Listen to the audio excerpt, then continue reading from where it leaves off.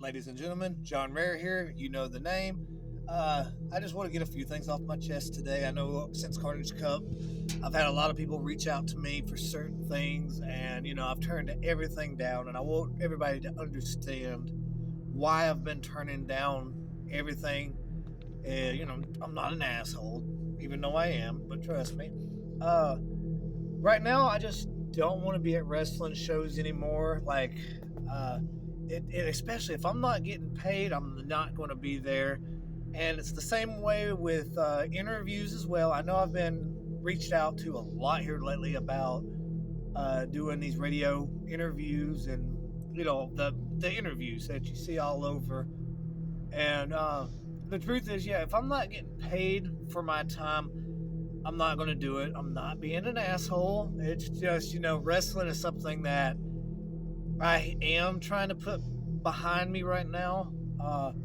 My focus is more on the church, God.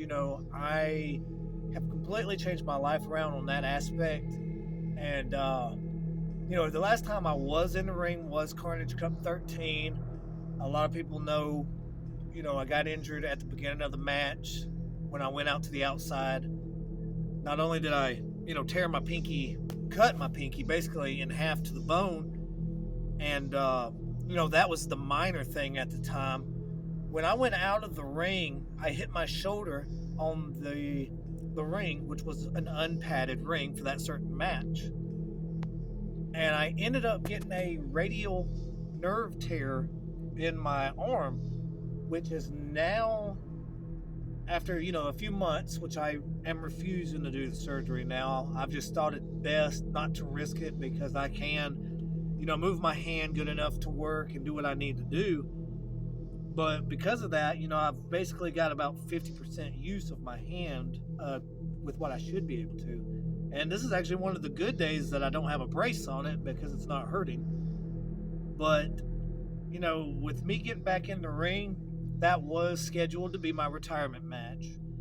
And, because of that injury, I know it was early in the match. I don't know how long I wrestled with that said injury, but a more important thing happened in that match that really needs to be brought out was a lot of men struggle with, I'm trying to think of the word, I don't want to say mental health. A lot of people suffer through mental health and they don't reach out. And this was definitely one of those situations for me where I didn't tell anybody anything. I know someone else that I love dearly was going through the same thing, and I didn't notice because I was, wrapped in my own darkness at that time. And I didn't reach out to nobody about it. I was at one of my lowest points ever. And because I didn't reach out, nobody knew it. I still tried to be that happy guy that always cheered everybody up. The normal thing. The happy guy is the guy that is struggling, and that was my case. And truthfully, at this point during that match, and I've really only told maybe 2 people this, maybe 3, I don't know. But there was a point of that match when I was not there. Like it's hard to explain this, but mentally, mentally I was fucked up. But there was a part of me that disappeared in that match, and it's so hard to explain it because, a lot of people just won't understand it. But mental health is something men struggle with all the time. And if you don't reach out, you can end up dead. And, unfortunately, suicide was on my mind around this time. And it's something, definitely a dark time in my life. And I call it dark. I called it Dark Thursday. I can't give you the exact date because I don't know what it is. But there was one Thursday, and this is, after Carnage Cup, probably a few weeks. Probably about 3 weeks, I think it is. But I just went through mental hell. Still went to work every day. I think I missed 3 days because of that. I went back to work on light duty, stitched up, and just fucked up. And then there was a Thursday when I went to work, did my normal job. I came home, took a nap, like I always do. And like when it was time to get the kids off the bus, I just could not physically get out of that bed. I had to yell to my mom up front to get the kids off the bus, make sure they got in. I didn't have nothing in me no more to just get up that day. Like, I think that was at my lowest. And what's bad is, it wasn't that day that suicide was even on my mind. It was just my body, my mind was physically done. I just could not do anything. And it was the same thing that night. It was actually the same thing that morning. That morning, I just did not want to get up for work. And during the nap, I was just done. And, I don't know who prayed for me or what really happened. But that next day, when I woke up,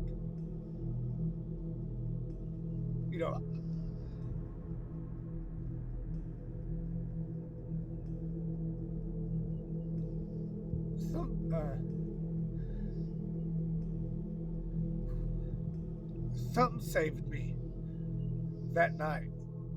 And it was probably one of the best feelings. And it's definitely hard to talk about it. And like I said, men don't want to talk about it. But, through that night, I got saved somehow. And, there was some hints after that day that, it was Jesus. And I even told my wife one time on one of her TikTok videos I had playing at work, just randomly that TikTok was on, and Jesus was actually in it, and that was her video. And when I told her about it, she actually didn't remember that it was a video. So I was just like, you gotta find that video. And she did find it, and it was actually there, but it was the little hints that, I needed to be saved and I needed to dedicate my life to Christ. And I have. I have beyond turned my life around compared to where I was at. Like I said, I was at one of my lowest points there. And now, I'm happier than I've ever been in my life. And, when people ask me now, yes, to come to shows, I turn them down. I turn interviews down. It's, like I said, if it's not paying me, it's not worth my time. And, it's not nothing against the business, nothing against that. It's just that that's something that's in my past. And, like there's a lot of great interview shows out there, like the Deathmatch Avengers, Spooky Dust, the James Graham. When he does them, they were great. I had some great experiences with him. That's how me and Brian White, started our feud, like 2 years ago. And it ended up becoming one of my favorite feuds. I had one of my favorite matches with him. And, the good thing about him is me and him can talk about God, talk about Christ, talk about the Bible, and, get through all the hard situations by talking about that. And we don't even have to talk about wrestling. Like me and Necro Butcher, I'm telling you, me and him has had more conversations about health, Christ, and that kind of subject than we ever have wrestling. I know I would say the one time that he did come up to me and talk about wrestling was the whole finger incident. And, that's still living to this day about what me and Blaine Evans did. Now, I will be at an upcoming show, May 23rd in Sylacauga. Venom Championship Wrestling returns on a Thursday night. And, I will be there for that. I can't release any names or anything like that, but be on the lookout. May 23rd, Venom Championship Wrestling. And I do want to just speak this to the public about Randy Epperson. I know he's had a bad name in the business. A lot of people do talk shit, and that's all whatever. That's their opinions. But this man has, paid his debt to a lot of people that he did wrong, and he's done right to a lot of wrongs that he did do. And, to me, I talk to him all the time. I can talk to him about religious stuff all the time. And all those people just come out and watch the show. Hey. Now, I'm trying to remember what was some of the other topics here.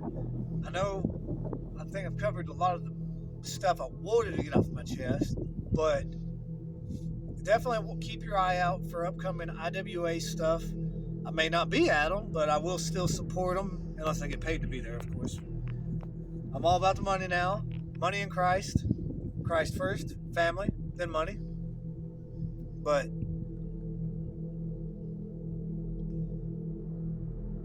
wanted to just declare the air a little bit. I know I've been away. I really don't talk to people, don't respond to the messages that I normally do. And, it's not me being an asshole. It's just me doing my own vacation away from the chaos that was wrestling.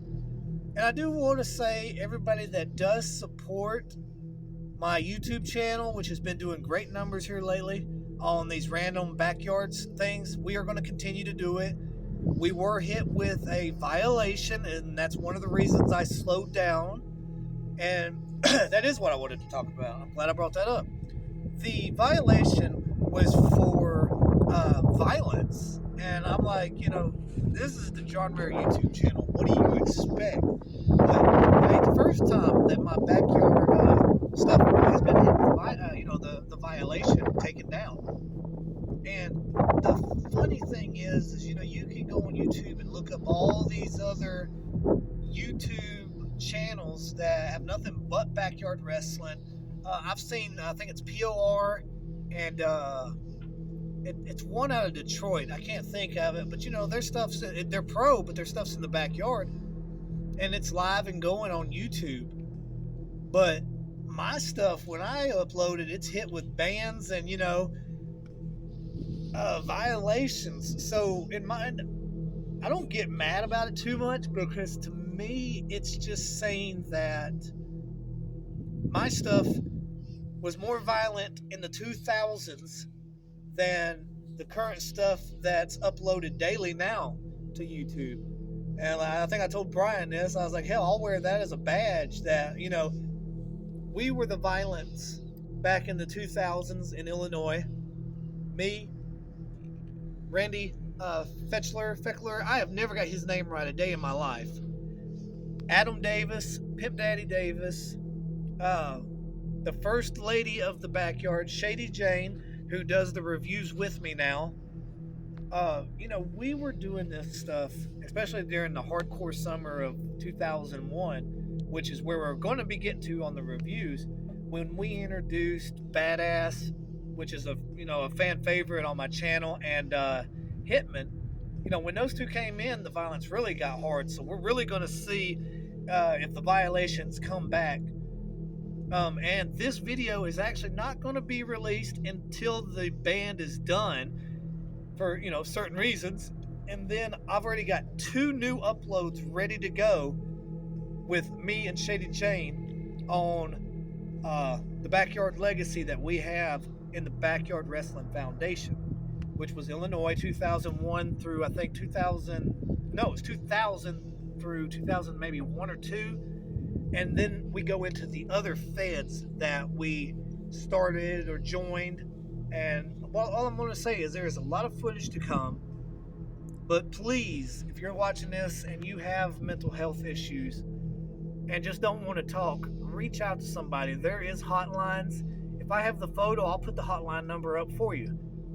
But there is always somebody out there. A lot of people say this all the time. I'd prefer to talk to you right now than come to your funeral.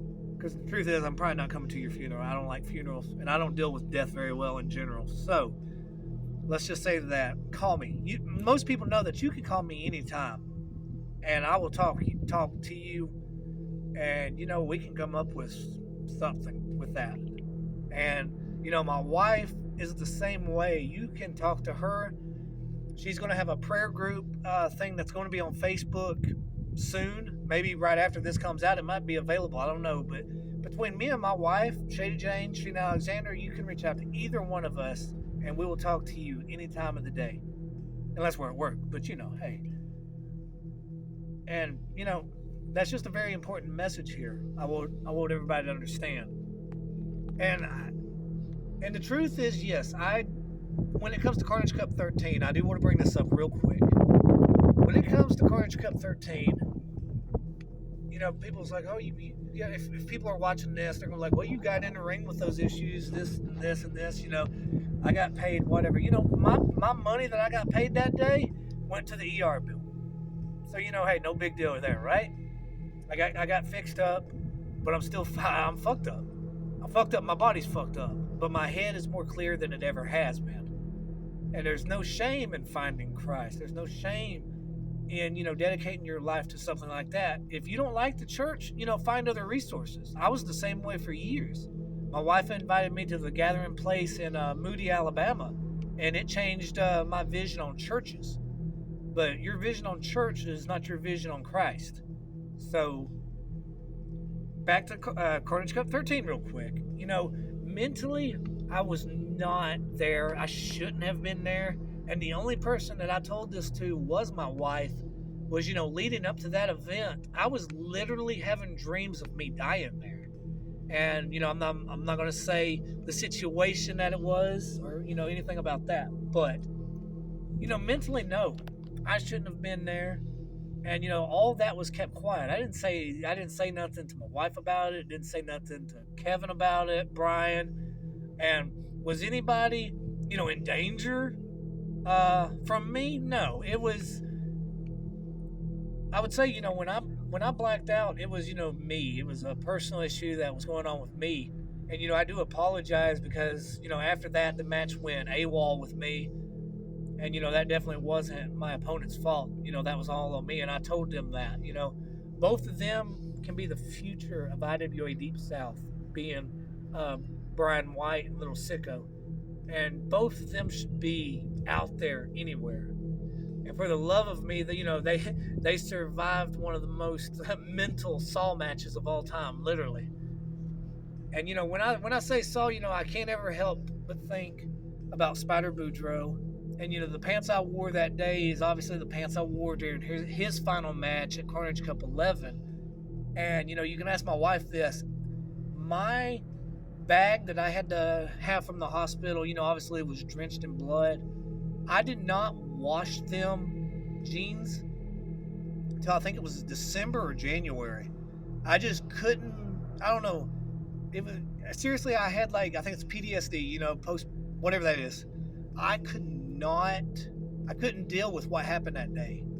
And, it was a bad issue with me. And that part still came after, me being saved. I got baptized recently as well. And, but even after I was saved, I haven't watched the match. I've never been able to watch that match, literally. But even the pants, I couldn't wash the damn pants for months. And they are washed now, and I would say it's cleansed. What was bothering me, my mental health has been washed away, and it wasn't a washing machine. It was the Lord. And I just won't. I want to apologize for the people that it did surround and mess up. I can't say what the match was. People really don't talk about the match except for the craziness that happened and what happened. But the best thing that came out of it was being saved and finding Jesus Christ. And I pretty much am in church every Sunday, and I love it. And there's no better feeling than that. And that's why I've moved on from wrestling. So, like I said, Venom Championship Wrestling, May 23rd, Sylacauga. I will be there with my Hall of Fame trophy. And, I definitely want the fans to come out. I'm not going to be an asshole. I'll sign some autographs. If I'll probably sell you the photos. It's for a good price, of course. But I just wanted to get this off my chest. Definitely leave some comments in the comment section. If it's a shitty comment, I'll delete you and block you. I don't care. But, hey, men go through hell and men get saved. So from John Rare, love every one of you.